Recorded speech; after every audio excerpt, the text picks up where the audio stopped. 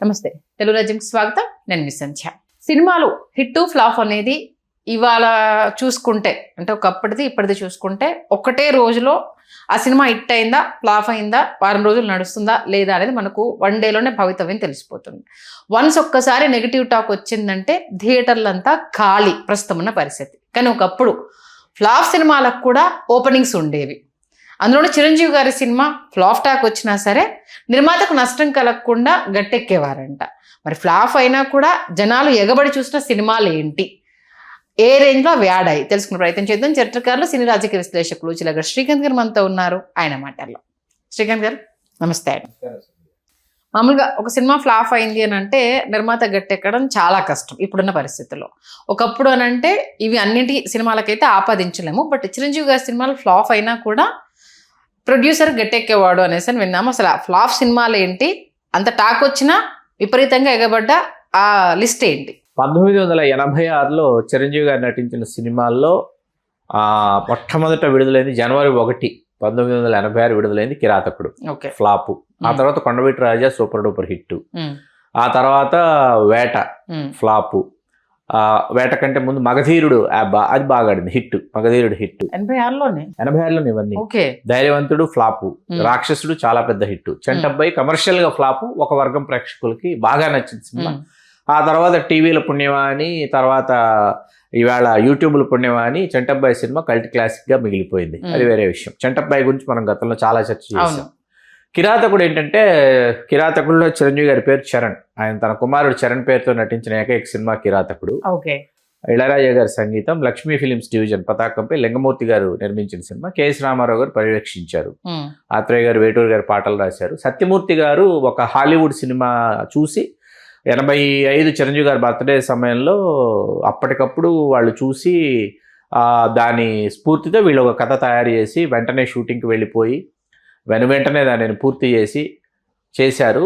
అసలు ఇవాళకి ఆ సినిమా చూస్తుంటే ఏంటంటే బాగా అడ్వాన్స్డ్గా అప్పటికి ఒక 10 సంవత్సరాల తర్వాత తీయాల్సిన సినిమా ముందే తీశారని అనిపిస్తుంది. అంత అడ్వాన్స్డ్ ఫిల్మ్. అంటే తల్లి ఉండదు, తండ్రి ప్రేమకి నోచుకోనటువంటి చిరంజీవి గారి పాత్ర. అందులో అప్పుడు చాలా ఫేమస్ పెయింటింగ్ ఒకటి ఉండేది, ఆ కన్నీటి చుక్క జారుతున్నటువంటి ఒక పసిపాప ఫోటో. ఆ పెయింటింగ్ ని తీసుకుని అసలు అద్భుతంగా చిరంజీవి గారిని, ఆ ఫస్ట్ హాఫ్ ఉంటుంది మీకు అసలు కిరాతకుడు ఫస్ట్ హాఫ్. నాకు టోటాలిటీలో సినిమా నాకు ఇష్టం. నాకు ఫస్ట్ హాఫ్ అద్భుతంగా తీశారు, no doubt at all. Second half మీకు లోక్ సింగ్ గారి విశ్వరూపం సినిమాటోగ్రాఫర్గా, మీకు నన్నీ లోకం రమ్మని లేదు ఆ పాట చాలా ఇష్టం. నీ పేరు ప్రణయం అనే ఒక పాట, సంపంగి ముద్దు నీ చంపకద్దు ఈ పాట, ఇవన్నీ చాలా బాగుంటాయి. అసలు పిక్చరైజేషన్ కావచ్చు, సుహాసిని గారు చాలా కష్టపడి డాన్సులు చేయటం కావచ్చు, ఇవన్నీ జగ్గయ్య గారు కాంబినేషన్ లో RR ఒకటి చాలా అద్భుతం. అసలు చాలా అద్భుతమైన సినిమా. కాకపోతే సుస్మిత గారు చాలా మంచి పాత్ర. ఆకాశం భూమి కలిసే ఆ పాట ఒకటి ఆవిడ అద్భుతంగా చేశారు. సినిమా ఏంటంటే హీరో డల్ గా ఉంటాడు మీకు సినిమాలో, ఎందుకంటే ఆ డల్నెస్ ప్రేక్షకులకి నచ్చల, ప్రేక్షకులు అక్కడ కనెక్ట్ కాలేదు. దాంతో సినిమా పరాజయం పాలైంది. మీకు ఇక్కడ ఏంటంటే పరాజయం పాలైన సినిమా బాగోలేదు అని అన్న ప్రేక్షకులు మీకు పోటెత్తేవారు చిరంజీవి గారి సినిమాలకి.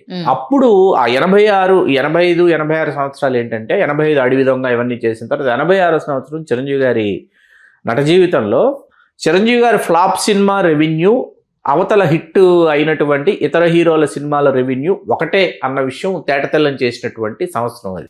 85, 86లో అర్థమైంది. ఇతర హీరోలు వాళ్ళ సినిమా హిట్ అయింది అనుకోండి, ఎంత రెవెన్యూ వస్తుంది, ఎంత కలెక్షన్. అప్పటికి స్లాబ్ సిస్టమ్ వచ్చేసిన తర్వాత ఏంటంటే ఆ స్లాబ్ సిస్టంలో అర్థమైపోయేది చిరంజీవి గారి ఫ్లాప్ సినిమా రెవెన్యూ ఇతర హీరోల హిట్ సినిమాల రెవెన్యూ ఈక్వల్ గా ఉండేవన్నమాట. దాంతో he is the crowd puller, Chiranjeevi is the crowd puller. ఇతను నంబర్ 1 అవుతున్నాడు, నంబర్ 1 అయిపోయాడు. కానీ ఇంకా మనం పరిశ్రమ ఇంకా బాహాటంగా బహిరంగంగా అంగీకరించకుండా ఒకంత ఏమంటారు స్తబ్దుగా ఉన్నటువంటి సమయం అనమాట. ఆయన నంబర్ 1 అనేది ఇట్స్ వెరీ క్లియర్ అనమాట ఆ సమయానికి. ఆ తర్వాత మనం వేట సినిమాకి వస్తే అలెగ్జాండర్ డ్యూమాస్ అని ఆయన రాసినటువంటి నవల, 170 సంవత్సరాల క్రితం నవలది, ది కౌంట్ ఆఫ్ మ్యాంటి క్రిస్టో అని. అది సినిమాగా కూడా వచ్చింది. ఫ్రెంచ్, జర్మనీ అన్ని భాషల్లోకి ఆ నవలని అనువదించారు. అది వచ్చింది. సినిమా వచ్చిన తర్వాత ఏంటంటే ఒకేసారి ఆ సినిమా ఇద్దరు మనసు పడ్డారు ఆ కథ మీద. ఒకరు చిరంజీవి గారు, ఇంకొకరు బాలకృష్ణ గారు. బాలకృష్ణ గారికి చాలా ఇష్టం ఆ సినిమా చెయ్యాలని. హాలీవుడ్ సినిమా చెయ్యాలి, చాలా బాగుంటుందని చెప్పేసి ఏంటంటే తను చెయ్యని నేరాన్ని తన మీద మోపి రాజకీయ ఖైదీగా పంపించి అతను తిరిగి వచ్చి ప్రతీకారం శత్రువుల మీద తీర్చుకునేటటువంటి కథాంశం. దాంట్లో యాక్షన్ పార్ట్ కావచ్చు, ఆ పెయిన్ ఉంటుంది, ఆ పెయిన్, ఆ రెండు చాలా బలంగా ఉన్నాయి ఆ కథలో. అది మీకేంటంటే అప్పటికి చిరంజీవి గారితో సంయుక్త మూవీస్ ఖైదీ లాంటి blockbuster, industry hit, Chiranjeevi గారి జీవితంలో ఒక మేలిమి మలుపు లాంటి సినిమా చేసిన సంయుక్త మూవీస్ ఎం తిరుపతి రెడ్డి గారు. ఓకే. ఆయన ఈ కథాంశంతో చేయాలనుకున్నప్పుడు సినిమాటోగ్రాఫర్ ఎస్ గోపాల్ రెడ్డి గారు వీడియో క్యాసెట్ ఇచ్చారు. చూసి చేయండి బాగుంటుందంటే కోదండరామిరెడ్డి గారు వీళ్ళందరూ పరుచూర్ బ్రదర్స్ చేసిన అద్భుతమైన మార్పు ఏంటంటే అది స్వాతంత్రానికి పూర్వం జరుగుతున్నటువంటి బ్రిటిష్ హయాంలో జరుగుతున్నటువంటి కథగా దాన్ని మలిచారు. అది చాలా బాగుంటుంది, ఆ మార్పు బాగుంటుంది, చాలా బాగా చేశారు. మీకు ఆ కథని తీసుకున్న తర్వాత ఏమైందంటే అందులో మీకు first minus point heroine Jayaprada గారు. చాలా బాగుంటుంది పేరు, ఇవాళ మనం చూస్తున్న డాన్సుల్లో కానీ అన్ని చాలా బాగుంటుంది. కానీ ఆ సినిమాలో కనిపించకుండా ఆవిడ మైనస్ పాయింట్ సినిమాకి. ఆవిడ కాకుండా ఇంకెవరైనా రెగ్యులర్ హీరోయిన్ అంటే మరోలా ఉండేది. కాకపోతే ఆవిడని పెళ్లి చేసుకోడు, ఎవరైతే ఆవిడ భావ పాత్రధారు ఉన్నాడు మోహన్ శర్మ గారు, మలయాళ నటుడు, మన నటి లక్ష్మి గారి మాజీ భర్త, ఆయన పాత్ర మోహన్ శర్మ గారు చేశారు. ఆయన పెళ్లి చేసుకుంటాడు కాబట్టి జయప్రద గారు లాంటి ఆవిడ అయితే బాగుంటుందని హీరోయిన్గా తీసుకున్నట్టున్నారు. అప్పటికేంటంటే సాగర సంగమం వచ్చేసింది. సాగర సంగమంలో కూడా మోహన్ శర్మ గారు జయప్రద గారే. అది మైనస్ అయింది సినిమాకి, వేటకు మైనస్ అయింది. ఇక్కడ నూతన్ ప్రసాద్ గారి పాత్ర నాకు చాలా ఇష్టం, రంగనాథ్ గారు ఒకరు, చాలా బాగా చేశారు అసలు. చిరంజీవి గారి ప్రతాప్, ఆయన పాత్ర పేరు బెంగళూరు లలిత మహల్ ప్యాలెస్ ని ఉందండి, అక్కడ మెజారిటీ రాణా ప్రతాప్. దాంట్లో స్టువర్టుపురం పోలీస్ స్టేషన్ లో రాణా ప్రతాప్, ఇందులో only Pratap. Stuartpuram police station లో రాణా ప్రతాప్, ఇందులో కేవలం ప్రతాప్. అక్కడ లలిత మహల్ ప్యాలెస్ లో మెజారిటీ షూటింగ్ చేశారు. అప్పట్లో ₹1 కోటి బడ్జెట్ అండి వేట. 1986 ₹1 కోటి బడ్జెట్ అంటే హైయెస్ట్ బడ్జెట్ అనమాట. చేశారు. కర్ణాటకలోనే చేస్ సీన్ చేశారు ఒకటి. ఆ చేస్ సీన్ చేస్తున్నప్పుడు ఆయన జీప్లో నుంచి ఎగిరి దూకేయాలి చిరంజీవి గారు దూకేస్తే కాలు మడత పడిపోయింది, కుడికాలు మొత్తం పాదం మడత పడిపోయింది. మడత పడిపోయి వాచిపోయినా అలాగే ఫైట్ సీక్వెన్సెస్లో పాల్గొన్నారు. మధ్యాహ్నానికి మొత్తం కాలంతా వాచిపోయింది అనమాట. వాచిపోయి చెన్నై తీసుకొచ్చి వారం రోజులు బెడ్ రెస్ట్ చిరంజీవి గారు. అలా ఆయనే చేసేసేవారు యాక్షన్ సీక్వెన్సెస్. ఓ లేడీ కొన ఈ వేటలోన అన్న పాట వెరీ పాపులర్. నాకు సుమలత గారు చిరంజీవి గారి మీద డ్రమ్ సాంగ్ ఒకటి ఉంటుంది, క్లైమాక్స్, అది చాలా ఇష్టం నాకు. మీకు ఏదైతే ఒరిజినల్లో హీరో చేసినటువంటి గెటప్స్ ఏవైతే ఉన్నాయో అవి యాజ్ ఇట్ ఈస్ గా గెటప్స్ చిరంజీవి గారు వేశారు సినిమాలో, మొత్తం యాజ్ ఇట్ ఈస్ గెటప్స్. మీకు చిరంజీవి గారి వాకింగ్ ఒకటి ఉంటుందండి, మీకు లాంగ్ బ్లాక్ కోట్ వేసుకుని చిరంజీవి గారు వాక్ చేసుకుంటూ వచ్చేది. అది చిరంజీవి గారు వస్తున్నారా, ఎవరైనా హాలీవుడ్ హీరో వస్తున్నారా అని అనిపిస్తుంది మనకు. ఆయన బాడీ లాంగ్వేజ్ కానీ, ఆయన బిహేవియర్ కానీ. కళ్ళకి లెన్స్ పెట్టుకున్నారు, ఆ ఫ్రెంచ్ కట్, కళ్ళకి లెన్స్ పెట్టుకుని బ్లూయిష్ కలర్ లెన్స్ ఉంటాయి. తర్వాత ఆయన చేసిన హార్స్ రైడింగ్, ఆయన పెర్ఫార్మెన్స్, ఆయన బాడీ లాంగ్వేజ్, ఇవన్నీ ఏంటంటే ఈయన మన ఇండియన్ యాక్టరా లేకపోతే హాలీవుడ్ యాక్టర్ అని అనిపిస్తుంది. అట్లాంటి ఒక పెర్ఫార్మెన్స్ మనం గతంలో ఒకసారి విశ్లేషణలో చెప్పాను. ఒక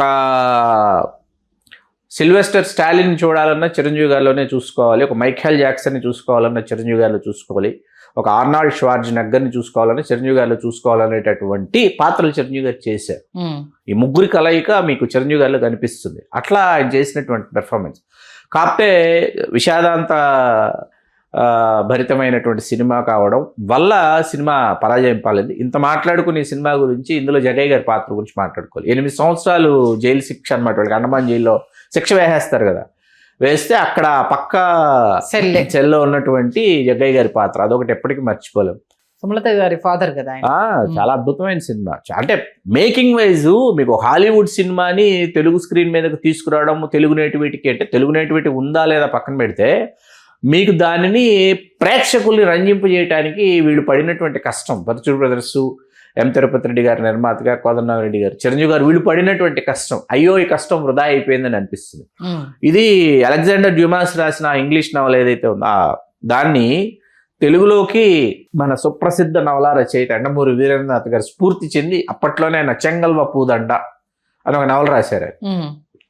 నవల కూడా చాలా బాగుంటుంది, చెంగల్వ పూదండ. ఈ చెంగలపోతుండే నేను తర్వాత సినిమా చూసిన తర్వాత ఎప్పుడో చదివా నేను చెంగలపోతుండే అసలు ఇది ఎక్కడో మనం చూసినట్టుందని చదువుతున్నా నేను కూర్చుని. తర్వాత అర్థమైంది సగం చదివిన తర్వాత ఓకే అప్పుడు దాని పురాపురాల్లోకి వెళ్ళాం ఇది ఎక్కడి నుంచి తీసుకొచ్చారు ఏం చేశారంటే తర్వాత అర్థమైంది. ఇది ఒకటి ఫ్లాప్ అయిన సినిమా అంటే ₹1,00,00,000 ఖర్చు అయింది అన్నారు కదా, ఎంత రాబట్టింది? అక్కడికి వచ్చినట్టు ఉంది. అంటే ఆయన సినిమాలు ఏంటంటే మీకు అదే మనం ఇందాక మనం మాట్లాడు చిరంజీవి గారి సినిమాలు ఎట్లా ఉండేవంటే గతంలో కూడా ఒకసారి చెప్పాను నేను ఏడిది నాగేశ్వరరావు గారిని అడిగా ఆపద్ బాంధవుడు కమర్షియల్ గా ఫ్లాప్ కదా అని అంటే ఆయన లాభాలు రాలేదు ఇబ్బడి ముబ్బడిగా లాభాలు వచ్చి పడిపోలేదు నేను safe producer safe distributors also safe అన్నాడు ఆయన. నాకు అర్థం వాళ్ళు ఎట్లా సేఫ్ అని అన్నా ఎట్లా సేఫ్ అంటే వాళ్ళు ఎగ్జిబిటర్స్కి సినిమా ఇచ్చారు ఇచ్చిన తర్వాత ఏంటంటే మీకు అభిమానులు 1కి 4 సార్లు 5 సార్లు వస్తే చాలా లాభాలు వస్తాయి జనరల్ ఆడియన్స్ కూడా 1కి 2 సార్లు సినిమా చూస్తే చాలా లాభాలు వస్తాయి అలా జరగలేదు. అభిమాని ఒకసారి వచ్చాడా 2 సార్లు వస్తాడు అభిమాని బాగోలేకపోయినా నచ్చకపోయినా అభిమాని ఏంటంటే పాటల కోసము ఆయన కొన్ని మూమెంట్స్ కోసము అట్లా స్టోర్పురం పోలీస్ స్టేషన్ అనుకోండి అందులో డాన్సులు చాలా బాగుంటాయండి చాలా బాగుంటాయి డాన్సెస్ కాబట్టి మధ్యాహ్నం పూట వెళ్ళిపోయి కూర్చునే డాన్సులు చూసి లాస్ట్ సాంగ్ అయిపోగానే లేచి వచ్చేయటం లాంటివి అట్లా అభిమానులు కాపాడేసేవాళ్ళు సినిమాని. అందుకే ఆయన ఫ్లాప్ సినిమా రెవెన్యూ ఎప్పుడు ఇతర హీరోల హిట్ సినిమాల రెవెన్యూకి ఈక్వల్ దీనిలో కనిపించేది.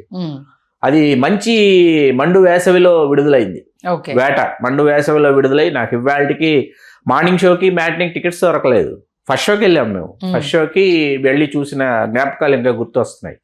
మీకు ఇక్కడ ముఖ్యమైన విషయం ఏంటంటే ఫస్ట్ షో చూసాము సినిమా మళ్ళీ వచ్చే సినిమా అంటే కాదు విషాదభరితమైన సినిమా ఆ ప్రతీకారం బాగుంటుంది ఆయన వచ్చి వీళ్ళ మీద ఒకరి మీద ఒకరి తర్వాత ఒకరి మీద తీర్చుకునే ప్రతీకారం చాలా బాగుంటుంది ఆ డ్రామా చాలా బాగుంటుంది. రంగనాథ్ గారు ఈయనని ఫైండ్ అవుట్ చేయడము మోహన్ శర్మ రంగనాథ్ మన నూతన్ ప్రసాద్ గారు ముగ్గురిని 1 by 1 నూతన్ ప్రసాద్ గారికి ఆయన మొత్తం నాణ్యాలు ఇచ్చి తినమంటాడు అవన్నీ చాలా బాగుంటుంది. మళ్ళీ బంధువులు ఎవరో వచ్చి వాళ్ళు అసలు రాగానే బంధువులు ఎవరైనా ఊరి నుంచి వచ్చి బెంగళూరు నుంచి వచ్చారు బంధువులు ఏ సినిమాకి వెళ్ళాలి చిరంజీవి సినిమా ఏదో ఆడుతుందని చూసేవారు. చిరంజీవి గారి సినిమా అది హిట్టా ఫ్లాపా యావరేజ్ ఈ డిస్కషన్ ఉండేది కదా చిరంజీవి గారి సినిమాకి వెళ్ళాలి. అట్లా మళ్ళీ వెళ్ళి వేట సినిమా మళ్ళా చూసినటువంటి గుర్తు నాకు ఇప్పటికీ ఉంది. అలా తలకోన ఫారెస్ట్ లో తీసినటువంటి ఆ నిధిని సాధించడానికి వెళ్తాడు ఆయన. జగ్గయ్య గారు ఎక్కడ దాచిపెట్టాను నిధి అని చెప్పిన తర్వాత ఈయన వెళ్తాడు. యాక్షన్ ఎపిసోడ్ ఒకటి విజయన్ మాస్టర్ కంపోజ్ చేశారు యాక్షన్ కొరియోగ్రఫీ వాళ్ళు అక్కడ వాళ్ళు నరమాంస భక్షకులు వాళ్ళు రావటం అది చాలా బాగుంటుంది చాలా బాగా అసలు ఎక్కడ కాంప్రమైజ్ అవ్వకుండా చేసిన సినిమా ఇది ఫ్లాప్ అన్నమాట. ఫ్లాప్లు అయినప్పటికీ కూడా చిరంజీవి గారి సినిమాలు ఏంటంటే ప్రేక్షకుల ఆదరాభిమానాల్ని పొందడం ఇవాళకి మనం వాటి గురించి మాట్లాడుకోవటం అది ఆయన సినిమాల్లో ఉండే ప్రత్యేకత. అంటే అప్పుడు థియేటర్లో ఇదైపోవచ్చు సినిమా అంటే టీవీలోకి వచ్చాక ఇవి మళ్ళీ వేరే టైం ఏంటంటేనండి వెరీ గుడ్ క్వశ్చన్ మీరు వేసింది. వస్తున్నా అప్పుడు మీతో మాట్లాడేంత వరకు అంటే సినిమా నడిచింది కానీ అది అప్పుడు ఫ్లాప్ అన్న విషయం తెలియదు కానీ టీవీలో చూసినప్పుడు అరే ఎంత బాగుంది ఎంత అద్భుతం ఇది అరే చిరంజీవి గారి యాక్టింగ్ ఏంటి సుహాసిని గారి క్యారెక్టర్ ఏంటి ముచ్చర్లన్న కావచ్చు సుధాకర్ గారు కావచ్చు చంద్రమోహన్ గారు అరే ఒక్కొక్కరు ఇంత బాగా జీవించాడు మీరు చెప్పినట్టు ఫ్లాప్ సినిమా అంటే ఎలా గుర్తుండిపోతాయంటే గణపతి వెళ్ళి మా ఇద్దరికి కాఫీ నాకు 555 సిగరెట్ పెట్టే డబ్బులు ఇవ్వడు అంటాడు. ఇస్తానులే తర్వాత ఎలా ఇస్తారండి ఎలా ఇస్తారు ఇప్పటికే మనం వాడికి ఎంత బాకీ ఉన్నావో తెలుసా కిందికి వెళ్తే వాడు కొట్టేలాగా ఉన్నాడు అంటే ఇప్పుడు నిన్ను ఎవడు అడిగాడు ఇక్కడ కాఫీ ఎవడు తెమ్మన్నాడు 555 సిగరెట్ ప్యాకెట్ అది ఎలా ఉంటుంది. తర్వాత ఖాళీగా కూర్చుని ఉంటుంది స్టెనో ఆవిడ సుహాసినిను ముచ్చలరెడ్డి గారు వస్తుంటే నువ్వు కొట్టమ్మా అంటాడు టైప్ చేసే యాక్ట్ చేయమని. చిరంజీవి గారి టైమింగ్ ఉంటుంది మీకు అద్భుతమైన టైమింగ్ టీవీలో ఇంత అద్భుతంగా ఎక్కినప్పుడు అప్పుడు ఎందుకు ఎక్కలేదా అని అనిపించింది. ఎందుకు అంటే ఏం చెప్తారు? వాస్తవానికి ఏంటంటే ఇది నేను మల్లాది వెంకటకృష్ణమూర్తి గారితో మాట్లాడాను. మల్లాది వెంకటకృష్ణమూర్తి గారు మన బుక్ ఫెస్టివల్లో మొన్న డిసెంబర్లో మన స్టాల్కి వచ్చారు. వచ్చేప్పుడు మల్లాది వెంకటకృష్ణమూర్తి గారు నేను అడిగా నాకు తెలుసు క్లైమాక్స్ నవల క్లైమాక్స్ తెలుసు అడిగి నవల క్లైమాక్స్ ఇలా అనుకున్నారు కదా నవలలో ఉన్న క్లైమాక్స్ సినిమాలో క్లైమాక్స్ చెయ్యాలి కదా ఎందుకు చేయలేకపోయారు అంటే ఆ చెంటబ్బాయి ఎవరైతే ఉన్నారో అది కమల్ హాసన్ గారు చెయ్యాలి. ఒకరోజు కమల్ హాసన్ గారు అప్పట్లో ఒకరోజు షూటింగ్ 1 lakh అడిగారంట. ఇట్లా ఒక క్యామియో క్యారెక్టర్ కదా చిరంజీవి మీరు ఉంటారు చిరంజీవి మీరు మన ఇది కథ కాదులో ఒకే ఒక సీన్ చేశారు, ఇందులో అసలు క్లైమాక్స్ మీ ఇద్దరి మీదే ఉంటుంది కాబట్టి చేయండి అంటే కమల్ హాసన్ గారు కథ అంతా విని ఒప్పుకున్నారంట, చేస్తానన్నారంట ఆ పాత్ర. మీ ఇవాల్టికే అండి నాకు చంటబ్బాయి నవలలో క్లైమాక్స్ చాలా ఇష్టం. ఓకే, రియల్ నవలలో ఎందుకంటే అది చదువుతూ తెలియకుండా ఏడుస్తాం. అంటే ఈయన యాజ్ ఏ డిటెక్టివ్ గా అతన్ని కనుక్కొని ఫైండ్ అవుట్ చేస్తాడు. చంటబ్బాయి డిటెక్టివ్ వేరు, చంటబ్బాయి వేరు, ఈ రెండు వేరు. నవలలో డిటెక్టివ్ పేరు ఏకదంతం. ఓకే, నవల మొత్తం ఏకదంతమే హీరో. చంటబ్బాయిని వెతకడమే నవల. చంటబ్బాయిని కనిపెడతాడు. కనిపెట్టిన తర్వాత చంటబ్బాయిని తీసుకుని వచ్చి తండ్రి ముందు ఇతనే మీ కొడుకొని నించోబెట్టడానికి లేదు, అతనికి 4 రోజులు అతను ఉరి తీసేస్తున్నాడు. కాబట్టి నేను దొరకలేదని చెప్పండి, నన్ను కనిపెట్టలేదని చెప్పండి అని చెప్తాడు అతను. అతను ఎందుకు ఉరి తీయబడుతున్నాడో అదో విషాదభరితమైనటువంటి కథ. అతను లెటర్ రాసుంటాడు ఫాదర్ కి. ఈ లెటరు నన్ను ఉరి తీసేసిన తర్వాత చాలా కాలం తర్వాత ఈ లెటరు వీలైతే మా నాన్నకి ఇవ్వండి, అసలు నేను దొరకలేదని చెప్పండి, కానీ ఆయన ఇంకా ప్రయత్నిస్తే లెటర్ ఇవ్వండి అంటే ఆ లెటర్ చదువుతాడు ఏకదంతం. ఆ లెటర్ చదువుతున్న పాఠకులుగా మనం కూడా ఏడుస్తాం. అంత గొప్పగా రాశారు మల్లాది వెంకటకృష్ణమూర్తి గారు. ఆయన అడిగా, సరే ఇది రాయడానికి ఎంత టైం పట్టిందంటే ఉదయం నుంచి రాత్రి వరకు ఆయన ఒక రోజంతా రాసి నచ్చక మరుసటి రోజు మళ్ళీ రాశారంట. చాలా అద్భుతంగా రాశారు. అలా కమల్ హాసన్ గారు ఒప్పుకున్న తర్వాత ఎందుకో కమల్ హాసన్ గారు వచ్చి చేస్తే కంప్లీట్ అప్పటిదాకా ఉన్న సినిమాని కమల్ హాసన్ గారు డామినేట్ చేసేస్తారు ఆయన పెర్ఫార్మెన్స్ తో. ఎక్కడ ఒక డిస్కషన్ వచ్చింది. వచ్చిన తర్వాత అప్పుడు చిరంజీవి గారి పాత్రనే సినిమాలో పాండురంగారావు, జేమ్స్ పాండురంగారావే చంటబ్బాయిని చెప్పడానికి. అది మల్లాది వెంకటకృష్ణమూర్తి గారు ఎంత గొప్పగా చెప్పారంటే చిరంజీవి గారి క్లైమాక్స్ లో కూడా మేము క్లైమాక్స్ మార్చేసినా చిరంజీవి గారు అద్భుతంగా చేశారు. క్లైమాక్స్ లో ఆయన తనలో తాను అంతర్మథనం చెంది ఇప్పుడు నన్ను నేను వెళ్ళి నేనే మీ కొడుకునని చెప్పాలా, ఆయనకి చెప్పాలా వద్దా అంటే అది ఎట్లా ఉంటుందంటే ఇంతకాలం చిన్నప్పటి నుంచి తండ్రి ఎవరో తెలియకుండా పడినటువంటి ఒక వేదన ఉంటుంది. అంటే తన తల్లి కోసము తన తల్లి అంత్యక్రియలకు సంబంధించి అది చాలా హృదయ విదారకంగా ఉంటాయి ఎక్స్ప్లెయిన్ చేయడము, ఆ పిక్చర్స్ అవన్నీ పడ్డము, షార్ట్స్ పడతాయి చాలా అసలు ఆయన పెట్టే కండిషన్స్. ఇప్పుడు ఇన్ని బాధలు మర్చిపోయి ఇప్పుడు నా తండ్రి అని అంటే అలా కాదు, ఆస్తి మొత్తం రాసి చేసి నన్ను యాక్సెప్ట్ చేస్తే ఎంత అద్భుతంగా. సీరియస్లీ జంధ్యాల గారు, మల్లాది వెంకటకృష్ణమూర్తి గారు, భీమవరం బుచ్చిరెడ్డి గారిని జ్యోతి ఆర్ట్ పిక్చర్స్ ఆయన తీసిన సినిమా. చక్రవర్తి గారి పాటలు చాలా గొప్పగా ఉంటాయండి ఈ సినిమాలో, చంటబ్బాయిలో. అట్లాగే చిరంజీవి గారు వేసినటువంటి గెటప్స్ వాటి గురించి గణాచారి గాని, మిస్ మేరీ గాని, చార్లీ చాప్లిన్ గాని, ఒకటి కాదు రెండు కదా, హరిదాస్ గాని అద్వితీయమైన లేదు 5-6 గణాచారి, మిస్ మేరీ, హరిదాసు, తర్వాత చార్లీ చాప్లిన్ 4 గెటప్స్ వేశారు. చేశారు. ఇంకా ఆయన పంధాకి భిన్నంగా వెళ్ళారు. సినిమాలన్నీ కిరాతకుడు టీవీలో చూసినప్పుడు హిట్టే. వేట ఈ హిట్ ఎందుకంటే చాలా ఫిక్షనటిక్ గా ఉంటది. వాళ్ళు జైలు గోడల్ని తవ్వుకుంటూ వెళ్ళడం అనేది, పాపం జగ్గయ్య గారి చనిపోవడము, దాంట్లో ఈయన దూరడము, సముద్రంలోకి వెళ్ళడము, పడవలో వాళ్ళు కనిపించడం, ఎక్కడున్నాను అంటూ ఆయన అమాయకంగా ఇన్ని సంవత్సరాల తర్వాత నేను వెలుగును చూస్తున్నానన్న ఆ ఫీల్ అనేది అంటే ట్రావెల్లో సినిమా బాగుంటుంది. ఆ తర్వాత పెద్ద ఫ్లాఫ్ ఇది అని అన్నప్పుడు ఇదేంటి టీవీలో ఇంత అద్భుతంగా మనం కదలకుండా చూసాం కదా, ఇట్లా ఫ్లాఫ్ అయిందా అనేసి. మీరు చూసినటువంటి టైము టీవీలో మీరు చూడటం, టీవీలో వస్తున్నప్పుడు ఏదో ఛానల్లో కదా, ఆ తర్వాత యూట్యూబ్ వచ్చింది, మనకి ఇష్టం వచ్చిన సినిమా ఇష్టం వచ్చినప్పుడు పెట్టుకుని చూసే వెసులుబాటు మనకు వచ్చింది. అదే టైం నేను చెప్పేది 86, 87, 88, 89 ఇదేంటంటే వీడియో క్యాసెట్లు విచ్చలవిడిగా రాజ్యం వెళ్ళినటువంటి సమయం ఇది. మీకు వీడియో పార్లర్, క్యాసెట్ పార్లర్లు ఉంటాయి కదా, పార్లర్లో వాడు పైన ఇప్పుడు ఇంత హాల్ ఉందండి, ఇంత హాల్ వాడికి ఉందనుకోండి, ఇటు ఒక 10 ఇనప కుర్చీలు, ఇటు ఒక 10 ఇనప కుర్చీలు వేసి ఎదురుగుండా కలర్ టీవీ VCR పెట్టి సినిమా వేసేవాడు మధ్యాహ్నం పూట టికెట్ పెట్టి. అక్కడ అంటే 10 రూపాయలు ఉంటే ఇక్కడ 5 రూపాయలు కలా, 2 రూపాయలు 3 రూపాయలు అంతే పెట్టి సినిమా వేసేసేవాడు. థియేటర్కి వెళ్ళేవాళ్ళు ఎవరు. తర్వాత వీటి మీద రైట్ జరగడం, ఇట్లా ఇది చట్ట విరుద్ధం అని చెప్పడం ఇదంతా. ఇది చట్ట విరుద్ధం కదా. ఇప్పుడు వీడియో క్యాసెట్ రాకపోయినా థియేటర్లో పెట్టి కెమెరా పెట్టి తీసేసేవారు సినిమా, అది అద్దెలకు తిప్పుతుండేవాళ్ళు. అలా చాలా మంది ఇళ్లలోనే వీడియో క్యాసెట్లు. మనం ఇవాళ పైరసీ గురించి చాలా పెద్ద ఎత్తున మాట్లాడుకుంటున్నాం కానీ అప్పుడే ఈ విధమైనటువంటి పరిస్థితి ఉండేది, ఇలా జరిగేవి. ఆ సినిమాలు ఆ థియేటర్లలో 100 రోజులు ఆడకపోయినా కూడా ప్రేక్షకులందరూ చూసేసినటువంటి సినిమాలు అన్నమాట ఇవి లెక్క. అంటే మొత్తానికి అయితే ప్రొడ్యూసర్ ని గట్టెక్కిచ్చారు అంతే. మరి ఈ లాభాల బాట పట్టకపోయినా ఈ సినిమాలో ఒక చిరంజీవి గారితో చేస్తే మనం పెట్టింది మనకు వచ్చేస్తుంది అన్న అది. అంటే అప్పుడు లేదండి రిపీట్ రన్స్ ఉండేవి మీకు. అప్పుడు ఏంటంటే రిపీట్ రన్ ఏంటంటే ఒక 19 రోజులు 20 రోజులు 3 వారాలు ఆడింది అనుకుందాం సినిమా. ఆడింది ఫ్లాప్, మళ్ళీ రిపీటెడ్గా ఆడియన్స్ రావట్లా, తీసేసేవాళ్ళు సినిమా. తీసేసి సంవత్సరం తర్వాత వేసేవాళ్ళు మళ్ళీ సినిమా. వేస్తే ఒక వారం 10 రోజులు ఆడేది సినిమా.